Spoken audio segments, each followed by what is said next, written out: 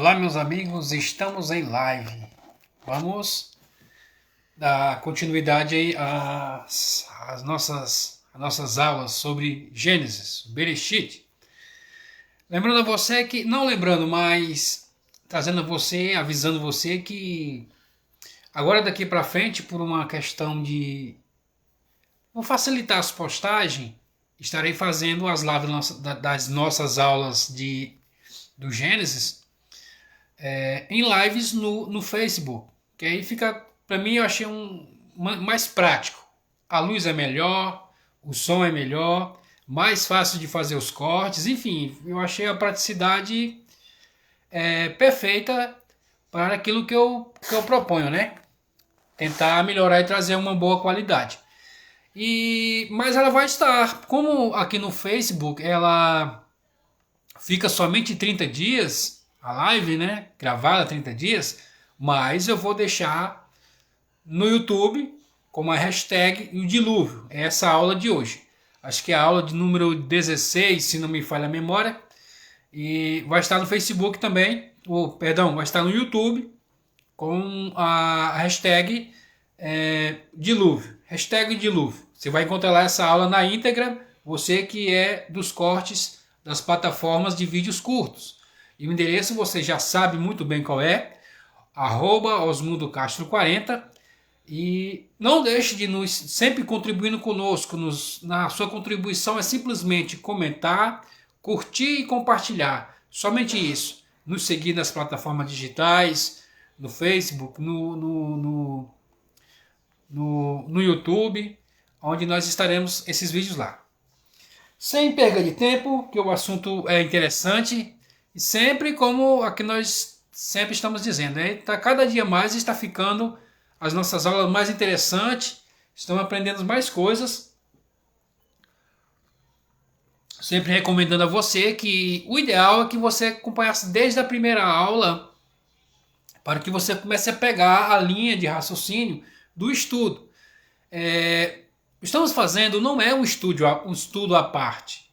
Não, pelo contrário, estamos seguindo os caminhos que está na Bíblia Sagrada, para compreendermos o mundo em si, a sociedade, o universo, os seres humanos, o nosso psicológico, a nossa natureza e o nosso temperamento. E isso, a cada dia que vai se passar, cada semana, né, que são aulas semanais, vai se mostrando cada vez mais eficaz para o nosso entendimento e compreensão que nós temos sobre o que nós tínhamos, vai clareando uma compreensão melhor, mais apurada daquilo que nós tínhamos. Lembrando que sempre que estamos lendo o Rashi, comentário de Rashi, um conceituado e respeitado comentarista judeu, e nós estamos lendo versículo por versículo, as palavras que têm alguma importância a mais nós estamos trazendo, mas estamos seguindo uma linha de de lermos e trazemos suas interpretações literal, sem nada muito profundo.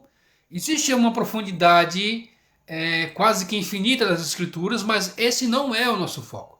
Nosso foco é somente na sua parte literal, a parte mais simples.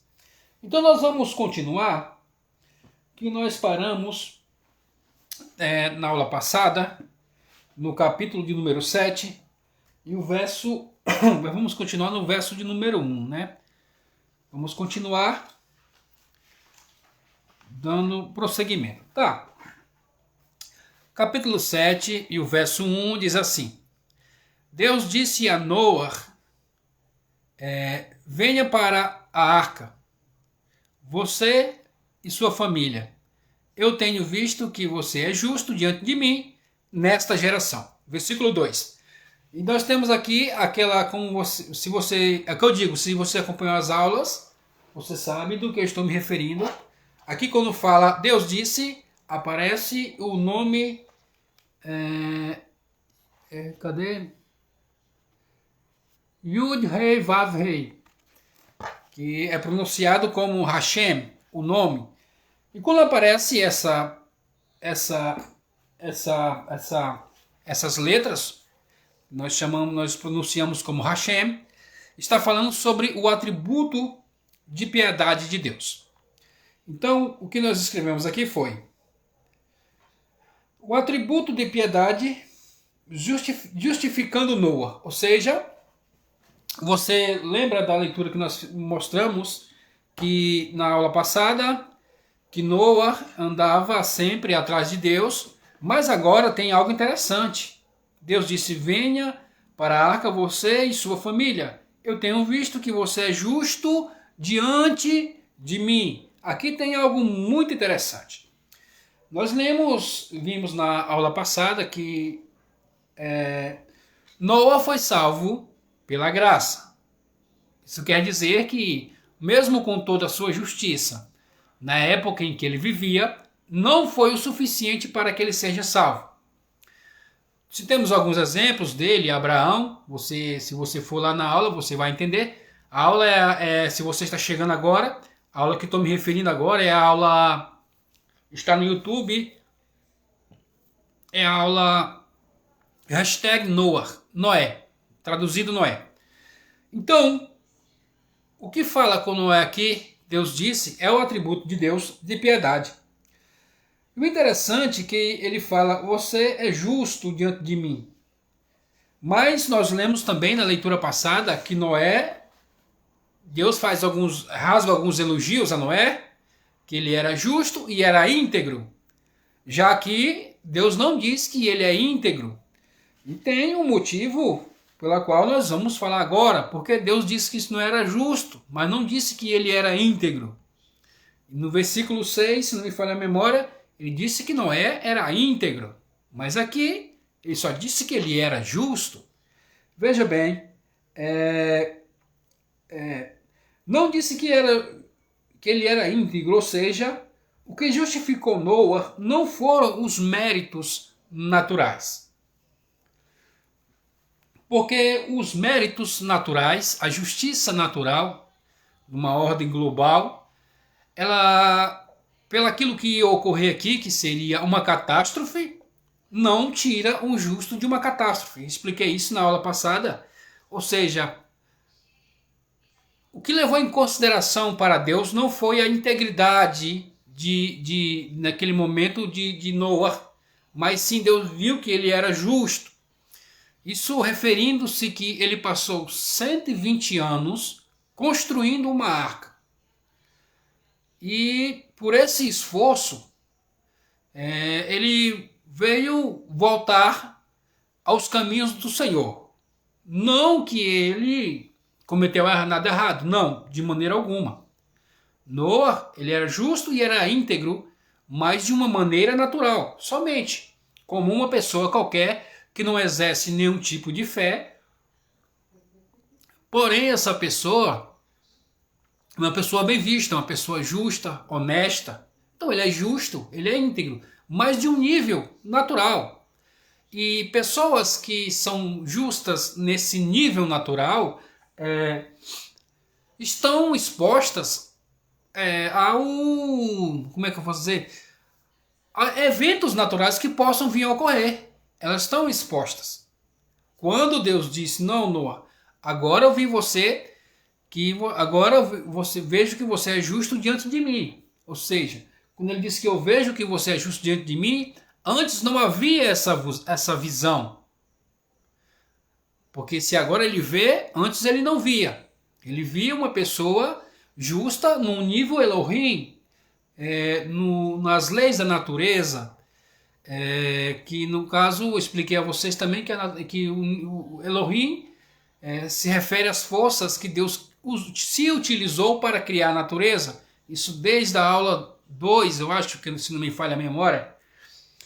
Mas agora ele vê a mudança em Noé, que ele subiu, vamos dizer assim, subiu de nível. Ele fez uma techuvá. Techuvá, traduzido, quer dizer, muitos traduzem como techuvá, como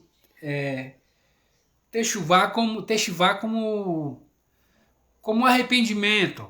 Mas, no seu sentido literal, techuvá, traduzido, quer dizer volta, ou seja, voltou a Deus. Os caminhos que Deus havia traçados para Noa. Noa estava, aqui interessante, Noa estava recluso para não se corromper. Falamos sobre isso. A, cons, a construção, a construção da arca fez com que Noa, de maneira compulsória, ensinasse a palavra de Deus. Muito interessante isso. Noa, ele era muito conhecido e muito famoso na região na sua época, porque ele inventou o arado. Então todo mundo sabia quem era Noa. Ele era uma celebridade da época. E nós vimos também na aula passada que Noa ele não se portava muito com aquilo que Deus ia fazer. Como nós citamos o caso de Abraão, você que viu a aula, você vai entender, e não vou precisar entrar em detalhes. Então, ele estava preocupado mais consigo mesmo. E Deus disse, olha, vou destruir a humanidade. E ele fala com Deus, o que eu devo fazer? Deus diz, olha, constrói uma arca, vou te passar as medidas, o tipo de madeira você constrói. Só assim você vai poder se salvar, só dessa maneira. Ou seja, não foi algo, a primeiro ponto, à primeira vista, não foi algo de natureza sobrenatural que Noa se salvou. Não, ele construiu uma arca como hoje alguém construiria um barco. Não há nada de sobrenatural nisso. O que, quando eu escrevi aqui, disse que Noa começou a ensinar de maneira compulsória, foi porque aconteceu o seguinte: as pessoas correu o boato que Noa estava construindo algo. As pessoas chegavam lá para perguntar para Noa e perguntavam: o que é que você está construindo? Ele dizia: estou construindo uma arca. Para que essa arca? É porque vai ter um dilúvio e o dilúvio vai destruir a raça humana. Mas e por que esse dilúvio quer destruir a raça humana? Olha, porque vocês se tornaram perversos, maus, estão fazendo aquilo que Deus disse que não era para fazer, vocês estão fazendo a um nível hard. E a única maneira de se salvar é se vocês entrarem na arca, fazer um arrependimento, me ajudarem a construir essa arca para poder entrar, trabalhar para Deus, trabalhar para nos salvar. Então ele passou 120 anos contando isso, mas não se engane, ele não saía pregando para ninguém, ele não tinha tempo para isso. As pessoas começavam a espalhar essa notícia e eles se aproximavam de Noa e perguntavam: o que está acontecendo, cara? Essa história aí desse dilúvio aí é verdade? Ele disse: é verdade. A humanidade chegou a um ponto que não tem mais jeito, vai ser destruída e a nossa salvação vai ser a arca. Então, como eu disse, escrevi de maneira... Ele começou a ensinar de maneira compulsória, não por vontade. Não vou dizer por vontade, mas vamos dizer porque por medo, como eu disse na aula passada, Noa, de um certo modo, vamos dizer assim, não sei se a palavra se garantir pode vir a ser uma palavra muito presunçosa, mas pelo meu vocabulário ser pobre, eu vou usar a palavra se garantir. Não tenho outra palavra para usar. A verdade é essa. Então ele tinha medo de ir para as feiras e ensinar a palavra, porque ele poderia se corromper. Porque Deus não estava mais naquele lugar. Tudo era profano.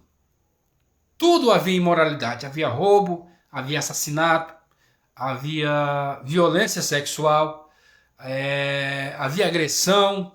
Então tudo que Deus não queria que o ser humano praticasse, o ser humano estava praticando. E ele tinha medo de se corromper com aquilo. Então ele tornou-se recluso. A construção da arca ela veio bem a calhar no sentido de que, quando as pessoas viram aquela construção estava enorme, quase finalizando, despertavam-lhe a curiosidade em perguntar a Noé o que era aquilo, e aí ele tinha a oportunidade de explicar o que estava acontecendo naquele momento. Ó, o Rodrigão aí, fazendo presença aí, tá aí o Rodrigo e a minha esposa na live. Valeu, Rodrigo, meu brother. Então vamos lá, então. O verso 2 é muito interessante também. Vamos lá, verso 2, diz assim, ó. Tá, eu ia falar mais alguma coisa? Tá, não, por enquanto não. Veja, de todo animal puro, tome para ti 7 e 7, macho e fêmea, e de todo animal que não é puro, toma 2, um macho e uma fêmea. Daqui nós aprendemos o seguinte: se aprende aqui que Noé estudava a instrução oral e já existia esse mandamento de animais puros para o sacrifício. Senão, qual seria o motivo de Deus falar que existia 7 espécies puras, que era para futuramente o sacrifício? Então, Noé já tinha aprendido oralmente, porque não havia escrita, oralmente, dos mandamentos que era para o ser humano cumprir, para que Deus não viesse destruir a terra. Já estava lá, Noé já estudava sobre isso, mas de uma maneira oral, não como nós temos hoje. Temos livros, hoje muito mais fácil ainda, temos a internet, podemos carregar para as escrituras sagradas para onde nós quisermos, porque tem hoje facilidade incrível. Na época de Noé era somente de maneira oral, e ele já sabia, porque isso é uma prova de que já sabia. O versículo de número 3, não há algo aqui, mas algo importante tem no versículo de número 4, que diz: porque em outros 7 dias eu trarei chuva sobre a terra, por 40 dias e 40 noites, e eu apagarei toda a existência que fiz da face da terra. Isso aqui, olha, cara, isso aqui é interessante. E havia um dilúvio. E o que é um dilúvio? Dilúvio em hebraico quer dizer Mabul, né? Mabul é dilúvio. É uma confusão, uma mistura. O que está embaixo sobe para cima e arranca pela raiz, o que está em cima desce para baixo e vira uma bagunça total. E quando Noé acaba de construir a arca, era para o Mabul cair naquele momento. Mas Deus disse: não, vou dar mais 7 dias de chuva. E chuva quer dizer bênção. Vou dar mais 7 dias. Esses 7 dias também se refere ao dilúvio ao luto sobre a morte de Matusalém. Que Matusalém morre quando Noé acaba de construir a arca, Matusalém morre. Então Deus vai só esperar mais 7 dias de chuva. E durante 40 dias vai chover, não é dilúvio ainda, vai chover. 40 dias chovendo. Ou seja, Deus dando a oportunidade para o ser humano se redimir, mostrando, olha, vai acontecer. É melhor que vocês entrem na arca. E o povo fica olhando, vamos ver se realmente isso vai acontecer mesmo. Se vai haver esse dilúvio que Noé disse que ia ter. Por enquanto só está vendo chuva. Por um dilúvio ainda está muito longe. Então choveu esses 4 dias. Mais 7 dias de chuva, bênção. Não é o dilúvio ainda. 40 dias, tempo de formação. É interessante aqui o que eu escrevi. Por que 40 dias de chuva? Porque 40 dias também é o tempo de formação de um feto em um ventre. São 40 dias de formação. Ou seja, Noé é o feto que vai nascer na nova humanidade, chama-se Noé. Deus vai reiniciar tudo. E esses 40 dias também traz o significado além de 40, ele trazer um sentido de... como é que eu posso dizer? 40 na Bíblia Sagrada, ela quer dizer uma mudança de ciclos. Uma mudança de ciclo, isso. Essa é a palavra, mudança de ciclo. Ou você acha que é coincidência 40 dias do dilúvio, 40 dias de Moisés para receber a Torá, né, a instrução, traduzida a instrução, Pentateuco, tanto faz, é a mesma coisa, e os 40 dias do Mashiach no deserto? Você acha que foi só uma coincidência? São uma mudança de ciclos. Noé, Moisés e Mashiach. Jesus, né? Então, não é só uma coincidência.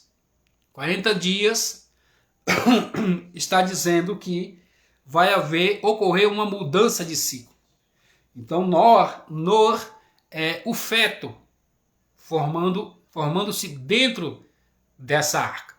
E aí, deixa eu dar só uma conferida aqui. Pronto. Vamos lá, então. Tá, vimos o versículo 4. Nós vamos agora versículo 7, porque 7, vamos o 4, o 5, vamos ao versículo 7. Quando eu pular alguns versículos assim, é porque os versículos que eu estou pulando, ele não traz assim, vamos que dizer, ele está, como é que se diz, ponto em ordem gramatical, vamos que dizer assim, mas só estou trazendo aqueles pontos interessantes, que realmente interessa a nós. E é o versículo 7. O versículo 7 diz assim: e Noa e seus filhos, vírgula, preste atenção na leitura, Noa e seus filhos, vírgula, Noa e seus filhos, vírgula, sua mulher, vírgula, e as mulheres dos seus filhos entraram na arca por causa das águas do dilúvio. Aqui tem um ponto interessante. Vamos aqui ver o que eu escrevi, tá? Não era permitido relações sexuais. Pronto. Por isso, Noa e seus filhos, vírgula, sua mulher, vírgula, e a mulher dos seus filhos. Ou seja, eles não estavam juntos, não era permitido nem o contato físico de maneira nenhuma. E o motivo é muito simples. O mundo estava em desgraça. As pessoas morreriam. E seria uma falta de respeito, uma falta como eu posso dizer, de compaixão, muito cinismo. As pessoas estarem salvas e estarem numa boa dentro da arca, mantendo suas relações, enquanto toda a humanidade estava morta do lado de fora. Então Deus proibiu, nem toca. É um período de luto enquanto vocês estão aí dentro, porque do lado de fora está uma catástrofe. Foi a mesma coisa ocorreu quando Moisés foi receber a Torá. Deus deu ordem para que os animais se separassem, macho e fêmea, e os homens se separassem das suas mulheres. Foi a mesma coisa, quando você ler, você vai ver que Deus mandou que houvesse separação naquele momento antes de Moisés receber a Torá. A mesma coisa ocorreu aqui também. Então é um momento de consagração, de respeito mútuo. Tá, ainda havia desgraça no mundo. Ponto, esse é o primeiro ponto. Assim como no Monte Sinai, acabei de dizer, 40 dias e 40 noites para receber a instrução. Noa também recebeu a instrução. Aqui Noa também recebeu uma instrução ali também, naquele momento. Mas nós vamos entrar nesse ponto só na aula da semana que vem, que vai ser na próxima segunda-feira, que são os 7 mandamentos universais.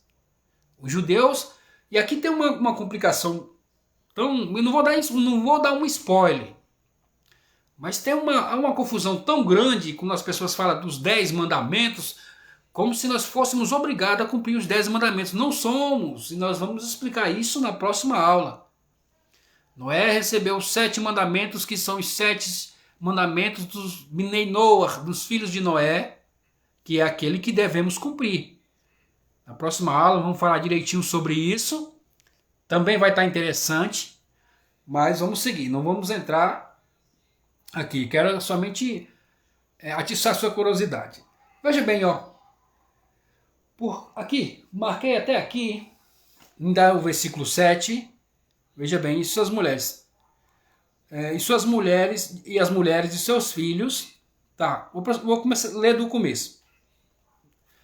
Noé e seus filhos, vírgula, sua mulher, vírgula, e as mulheres de seus filhos, vírgula, entraram na arca por causa das águas do dilúvio. Isso vem ressaltar algo muito importante, que nós vamos entrar nesse assunto aqui agora.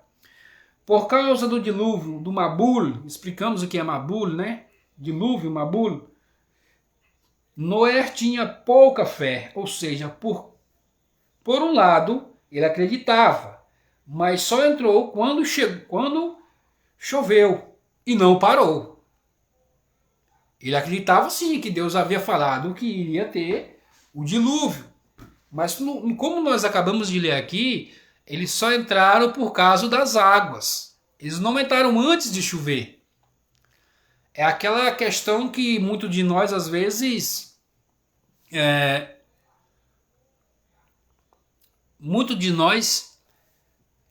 acreditamos em Deus. Acreditamos que Deus pode fazer proezas e milagres. Mas não confiamos que Ele fará. Mas por que nós não confiamos que Ele fará? Isso é muito interessante. Foi pode-se dizer que o mesmo pensamento que rodeou a cabeça de Noé naquele momento. Não é porque Deus não faria, mas e sim, eu mereço realmente isso? E esse é o dilema que muitos de nós às vezes enfrentamos. Nós cremos que Deus pode fazer um milagre, mas muitas das vezes não confiamos que Ele fará, porque logo eu, cara, sou tão falho, sou tão pecador, mas será mesmo que vai chover? Será que eu mereço entrar nessa arca? Então Noé ficou naquela pensando. Ele acreditava que aconteceria, mas confiar já é um pouco exigir demais da fé de Noé para aquele momento. E quando ele viu que choveu e a água estava subindo na cintura, ele disse, não, agora vai, vamos entrar. E todos entraram na arca. Mas até o último momento Noé ainda estava assim, não sei se eu vou, eu creio que ele pode fazer, sim, ele é Deus. Isso é o pensamento, veja bem, isso vê com o quanto que isso é contemporâneo, isso é o pensamento de todo mundo. Não, sim, eu creio que Deus ele pode fazer. Com certeza ele pode, ele é Deus na verdade, ele fez tudo, ele é Deus. Bom, positivo, você acredita que ele pode fazer, mas a pergunta é, você confia que ele vai fazer? Essa é a questão. Não é só crer que Deus pode fazer, mas a questão em si é, você confia que Ele vai fazer? Porque há uma grande diferença entre crer e confiar. Crer todo mundo crê, agora confiar, meu amigo, já é botar a sua fé, vamos dizer, ao extremo. Mas vamos seguir. Tá, como eu disse, está interessantíssimo essa aula de hoje. E não esqueça, na próxima segunda tem mais. Versículo 7, né? Agora vamos para o versículo de número 11. Diz assim. Tá, esse aqui é o versículo 11 que eu trouxe.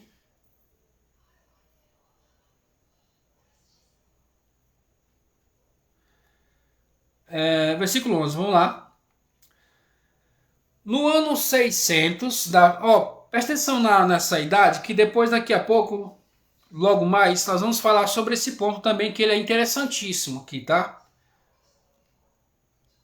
Pegue o seu caderno de esboço, que aqui tem uma mensagem boa para você que gosta de ensinar, de ministrar, de dar aula. Vai ter uma... Você não perde por esperar. Vai ter aqui uma... Daqui a pouco vai ter aqui uma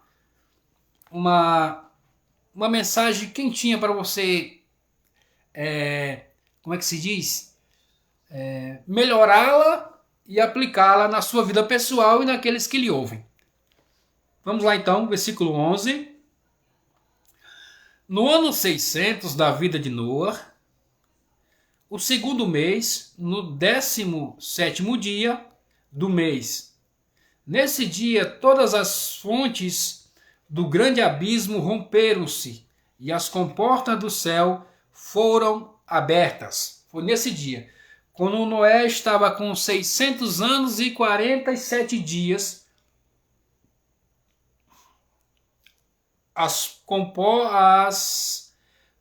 nesse dia, todas as fontes do grande abismo se romperam e as comportas do céu foram abertas. Isso aqui é interessante.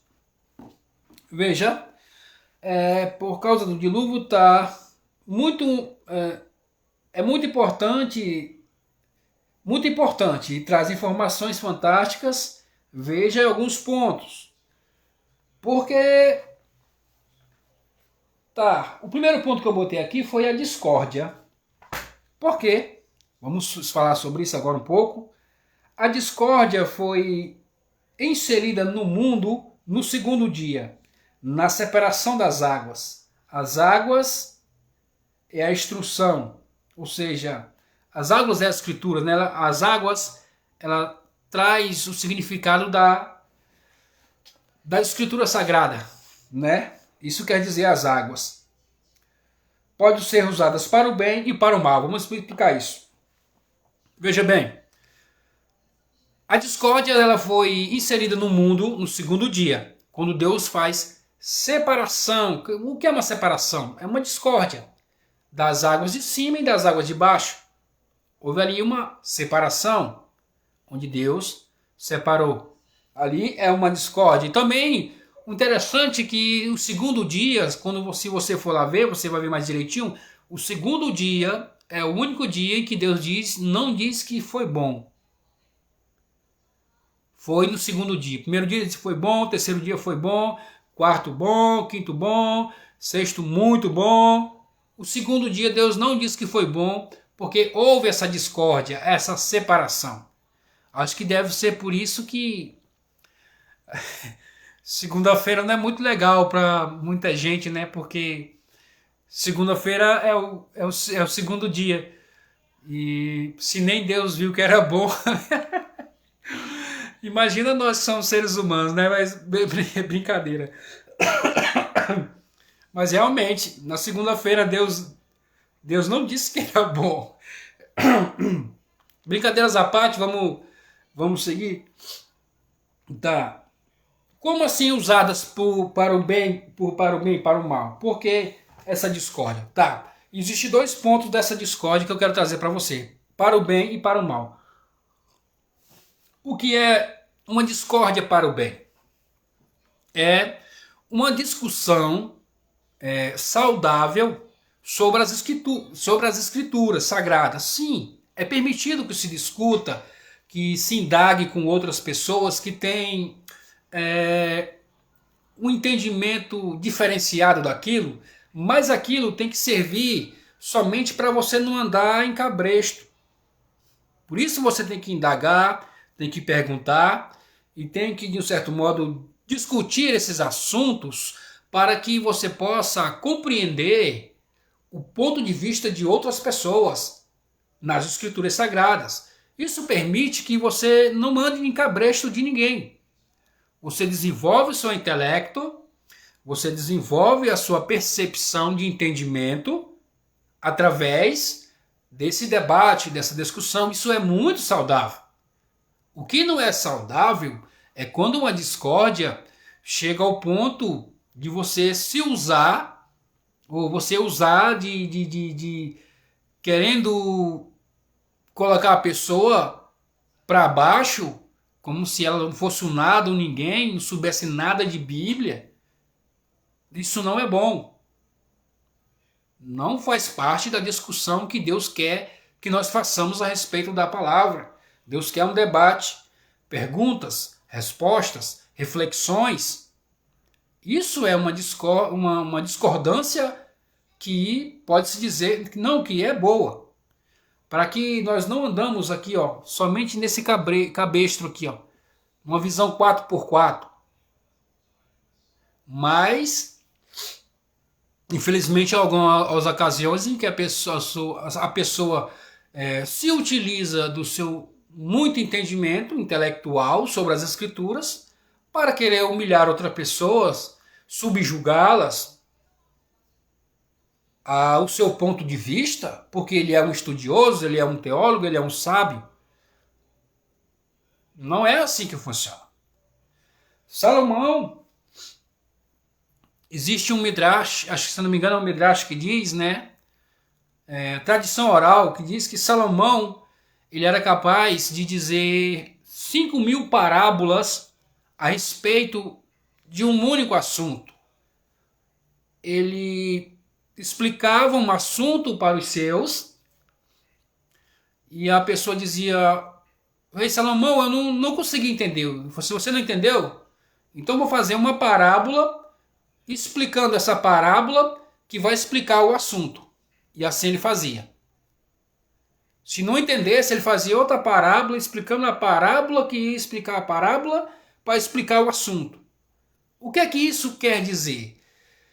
Que ele descia, por sua grande sabedoria, ele tinha a humildade de descer a níveis, se referindo ao nível, quando eu falo nível, me refiro a de entendimento, tão o suficiente para que quem estivesse ouvindo compreendesse o que ele estava querendo passar. Ele não ensinava com arrogância. Na época de Salomão, você vai ler que a rainha de Sabá viu e se espantou com o modo como até os empregados se comportavam, porque estavam na presença de um sábio que sabia explicar.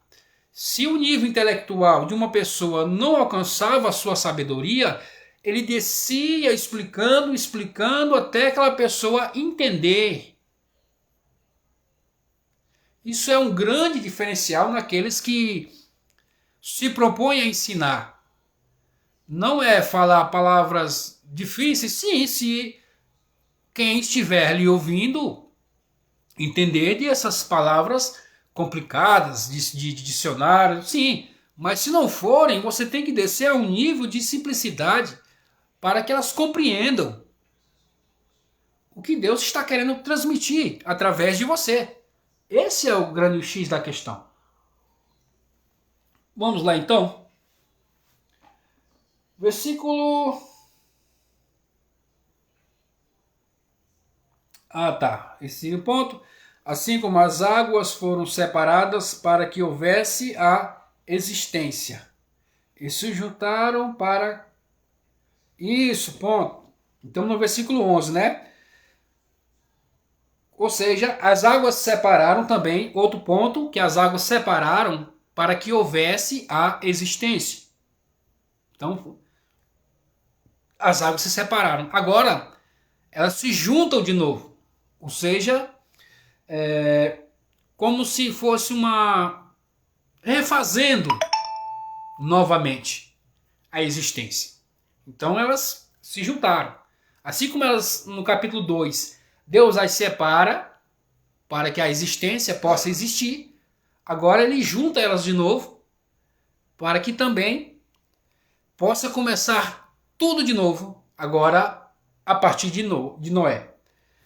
Vamos lá então. Aqui é outro ponto interessante também. O versículo 13, É o versículo 13. No meio desse dia, Noa embarcou na arca, juntamente com seus filhos, Shem, Ham, Yefet, a mulher de Noa e as mulheres de seus 3 filhos estavam com ele. Foi exatamente ao meio-dia. Começou a chover, a água começou a subir E o povo disse, vamos lá, Noé, ver se ele...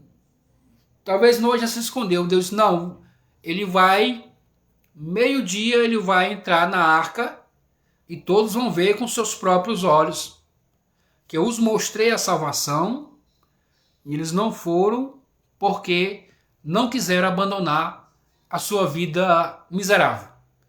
E meio-dia Noé entrou na arca para que todo mundo visse. Não foi de noite para ninguém olhar, não, foi meio-dia. Lembra? Acabamos de ler aqui. Meio-dia ele entra na arca. Na presença de todo mundo. E alguns comentaristas vão dizer que tentaram matar Noé, mas aí tinha ursos, leões, que Deus mandou para proteger a entrada de Noé. E Noé entrou meio-dia dentro da arca. E assim Deus fecha a porta. Vamos lá, versículo 17. Versículo 17 é isso. Agora estamos no versículo 17. O dilúvio esteve sobre a terra por 40 dias, e as águas aumentaram, erguendo a arca, levando-a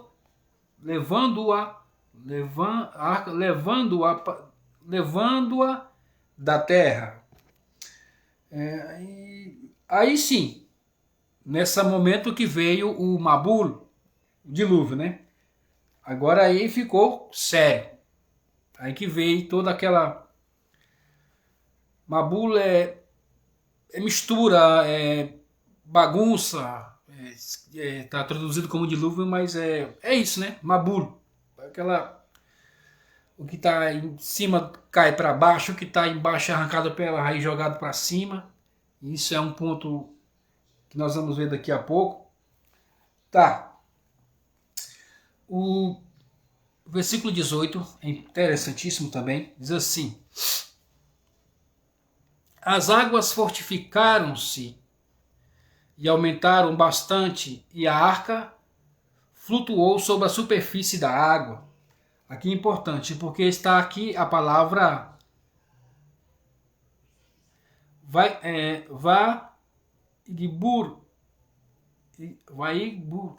Eu escrevi Igvru. Igvru vem de Gevurah, justiça, ou seja, aqui sim estava sendo aplicado a justiça. Passou o período da chuva, ninguém quis. Depois que Noé entrou, depois que a porta fechou, acabou a piedade. Agora era a severidade, a justiça de Deus agindo no mundo. Vamos ver aqui. Tá, aqui eu trouxe aqui as leis. Tá, agora Noé estava dentro da arca. E aqui é um ponto muito interessante, porque já estamos... deixa eu ver aqui a hora. Pronto, estamos aqui num tempo bom, certo? Mas aqui tem algo interessante que nós vamos ver no capítulo 9 e o versículo de número 8. Tá? Deus agora aplica a sua justiça na terra, acabou a piedade, teve 120 anos para mudar o seu comportamento, o seu modo de ser, não quiseram. Teve 7 dias de bênção, de chuva, como que uma mensagem que Deus passando, olha, para ter o dilúvio vai depender de vocês. Se fizerem ter chuva, se retornarem a mim, não vai ter o Mabul, o dilúvio. Mas conhecemos a história, preferiram ficar olhando, não creram, e ocorreu o que ocorreu. Tá, o que eu queria... No capítulo... Mas tem um ponto aqui interessante. Noé agora está dentro da arca. Como dissemos na aula passada, a arca ela representa o 8º dia, o dia do milagre. Dentro da arca ocorrem milagres dentro da arca. Por que ocorrem milagres? Porque todos os animais couberam dentro da arca. Não quer dizer necessariamente que quando entrou um elefante era um elefante adulto. Não, poderia ser um filhote de elefante, um casal filhote. Podia. O que interessava era a espécie, não era se era adulto, se era adolescente, não. Então, os milagres que ocorreram na arca, agora vamos ver aqui os milagres que ocorreram dentro da arca. Está no capítulo 9, o versículo 20. Capítulo 9, versículo 28. Capítulo 9, versículo 28. Tá aqui. Veja bem. Presta atenção nessas palavras, ó. Noé viveu 350 anos depois do dilúvio. 29. E Noé viveu no total 950 anos. Pronto, aqui que é um ponto que nós vamos, que eu falei a vocês, que estava no versículo 11, não é isso? Tá. Versículo 11, capítulo 7, versículo 11. É o 11? Isso, deixa eu ver. Só conferir. Não, é o versículo 11. Olha, Noé, com 600 anos, ele entra na arca, correto?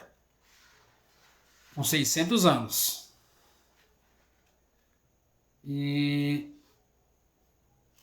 vamos ter que ler, vai ter 600 anos. 600 anos Noé entra na arca. Então, a Bíblia diz que Noé viveu depois do dilúvio, 350 anos depois que ele sai da arca. Essa contagem depois que ele sai da arca, 350 anos. Então, dá um total de 950 anos que Noé viveu. Mas dentro da arca, Noé passou um ano dentro da arca.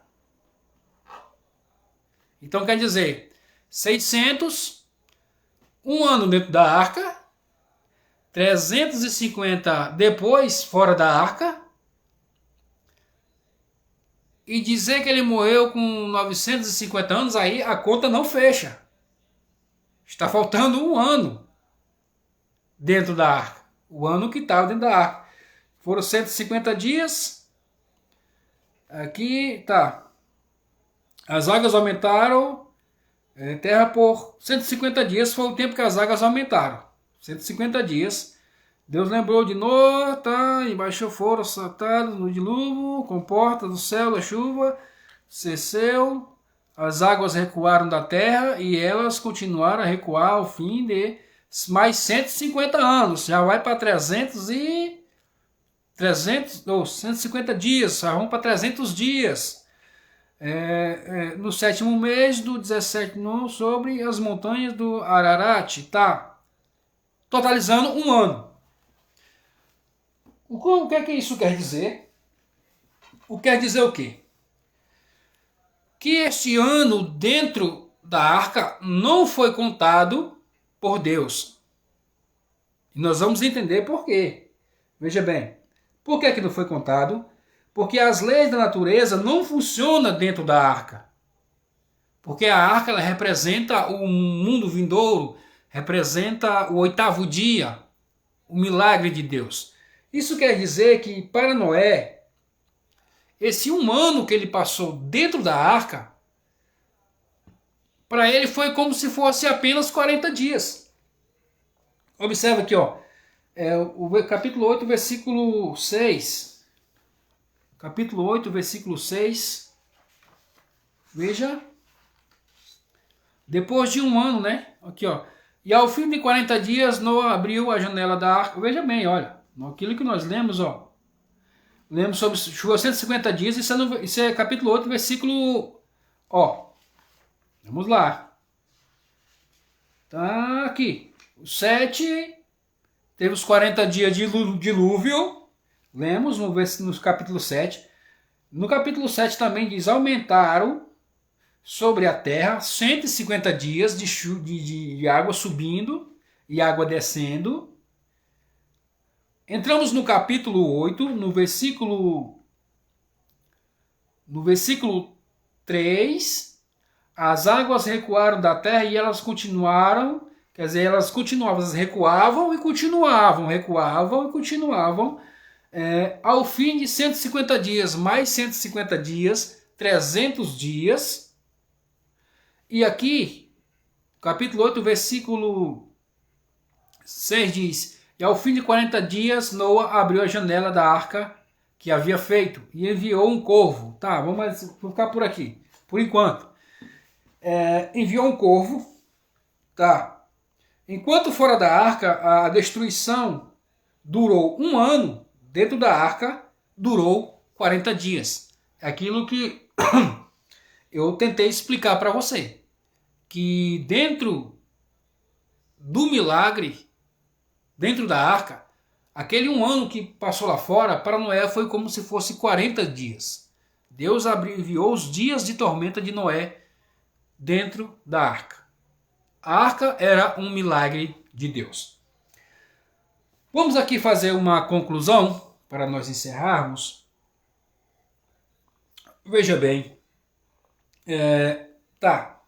O que é que nós, na conclusão, o que é que nós entendemos aqui? Vamos tentar aqui fazer uma conclusão um pouco fácil de se entender. Veja, Deus não tem a obrigação de salvar o mundo criado nas leis da natureza. Ou seja, Hashem, que é o atributo de piedade, não tem a obrigação de salvar o mundo, porque o mundo foi criado nas leis da natureza. Então ele está sujeito às leis da natureza. E ele pode interferir? Sim, mas ele não tem obrigação. Eu tenho que ser muito justo para que isso ocorra. E às vezes sim ocorre. Mas se eu clamar, por isso que nós oramos a Deus. Porque ele não tem obrigação. Mas se eu conseguir chegar a um nível de piedade e alcançar o coração de Deus, sim, ele pode. Mas isso não quer dizer que eu esteja isento das leis da natureza, do que ocorre aqui ao meu redor, da realidade. Eu não estou isento a catástrofes. Eu não estou isento a uma tragédia. Quem sabe Deus nos livre, causada até por terceiros. Eu não estou isento. E é por isso que a gente tem sempre que nos manter em oração.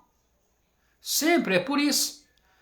Para que Deus olhe para nós e nos salve no momento das nossas angústias e das nossas penumbras. Esse é o motivo de estarmos sempre em oração a Deus.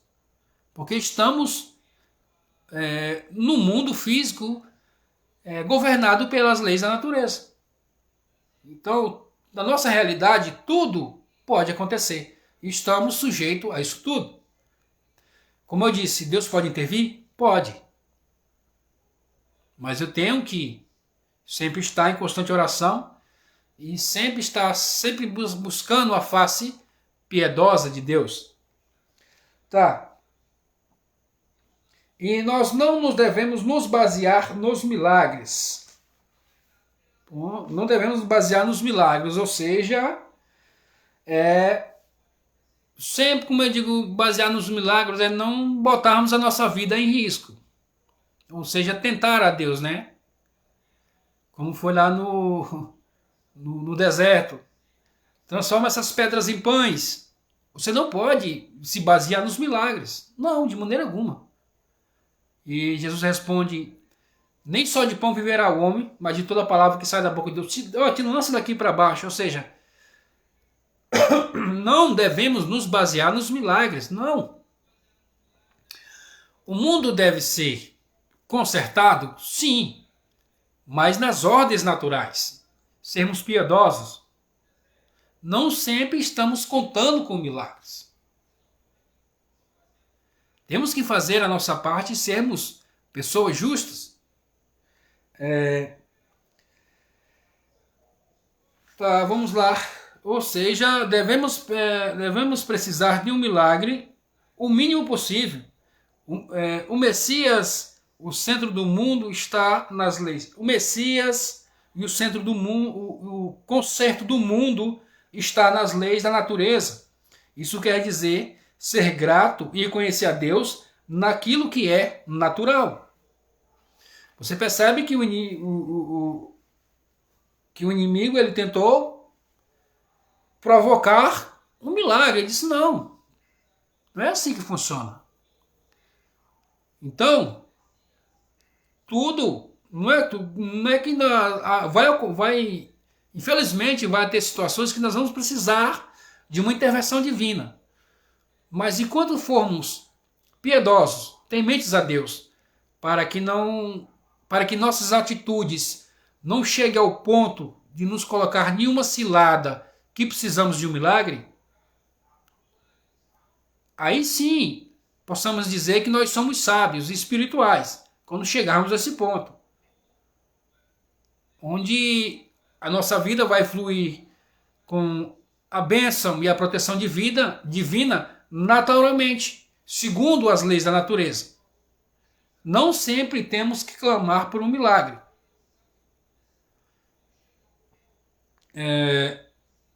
O dilúvio foi um milagre, mas Noé se salvou de forma natural.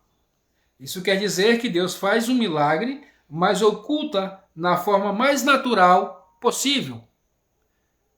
O dilúvio foi um milagre, mas Noé se salvou da maneira mais natural possível, construindo um barco. Simples assim. Ele construiu um barco, não foi nada sobrenatural construir um barco. Foi trabalhoso? Foi. Ele gastou 120 anos? Sim, ele gastou 120 anos.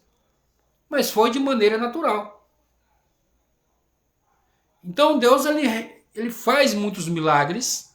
Sempre. Nossa própria existência já é um grande milagre. Pois Deus está tudo sustentado na palavra de Deus. Então se Deus parar de falar, nesse exato momento, tudo se evapora. Nem fumaça não vira. Porque tudo está sustentado em Deus. E ele oculta esse grande milagre em coisas naturais que ocorrem em nossas vidas. Não foi sorte. Não é que foi sorte, nem também você não estava no lugar certo, na hora certa, no momento certo. Não. Foi um milagre de Deus ocultado nas leis da natureza. E como dissemos, ele pode fazer sobrenatural? Pode, ele fez. Ele abriu o mar, ele ressuscitou mortos, fez o maná cair, tudo intervenção dele. Mas ele queria fazer? Não, não queria. Se ele não fizesse, a humanidade iria se destruir. E foi obrigado a fazer. Quando eu digo obrigado, no sentido de não que ele deva fazer, mas que ele viu que nós não poderíamos conseguirmos sozinhos.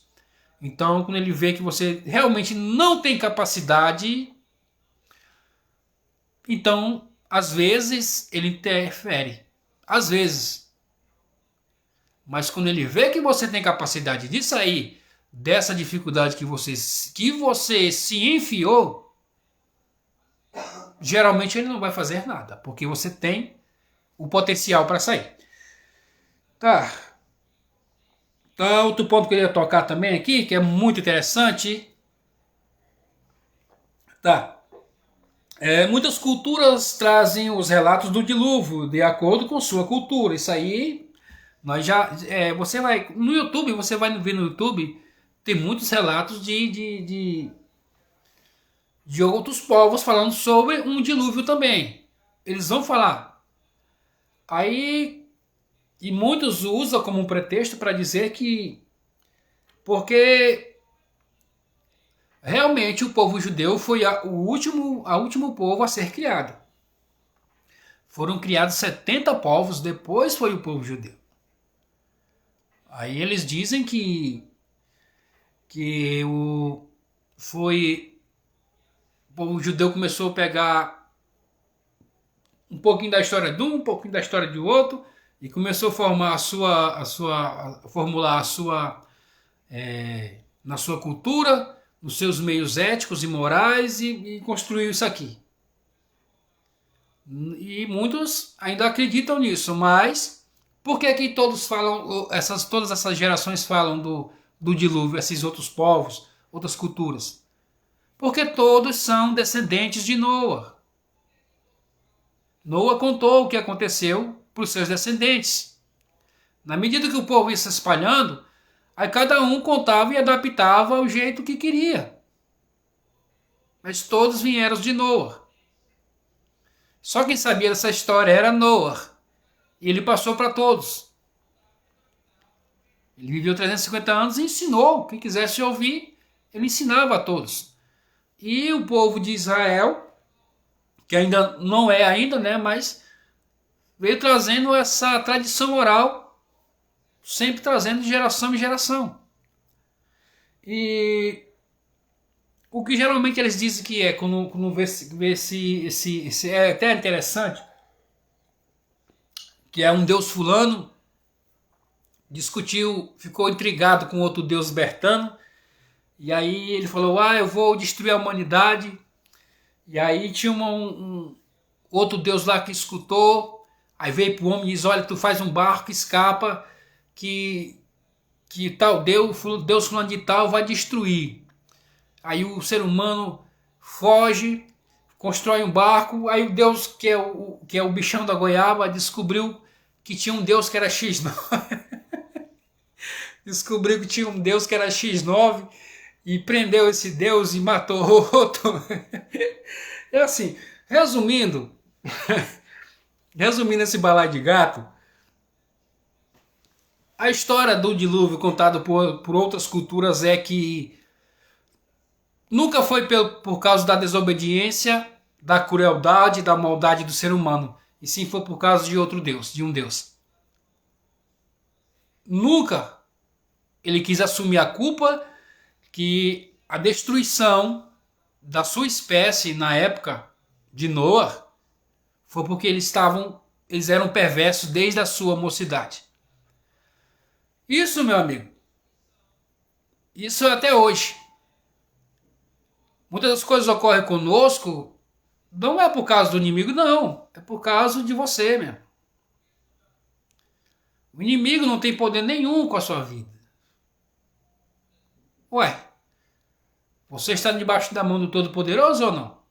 Você crê mesmo que não cai nenhuma folha do céu sem a vontade, que não seja a vontade de Deus? E se você realmente crer nisso, como é que você atribui a uma entidade que não existe nenhuma entidade a não ser o ser humano que tenha livre-arbítrio? Só Deus, o ser humano, tem essa capacidade. Nenhum outro mais tem. Tudo foi criado para ser o que é. O mal foi criado para ser mal, o bem foi criado para ser bem. O mal, a inclinação do mal é fazer o mal, porque ele, vamos dizer uma palavra mais moderna, né? Ele foi inserido e programado no seu software fazer o mal. Não houve uma rebelião, não houve uma rebelião, não. Ele já foi criado dessa forma, porque Deus disse que criou assim. Eu criei a luz e eu criei as trevas. Criei o bem e criei o mal. Deus criou, ninguém se rebelou. Não existe uma entidade paralela que é... Como é que eu posso usar a palavra? Nossa, agora me fugiu da mente a palavra que viria bem a calhar aqui.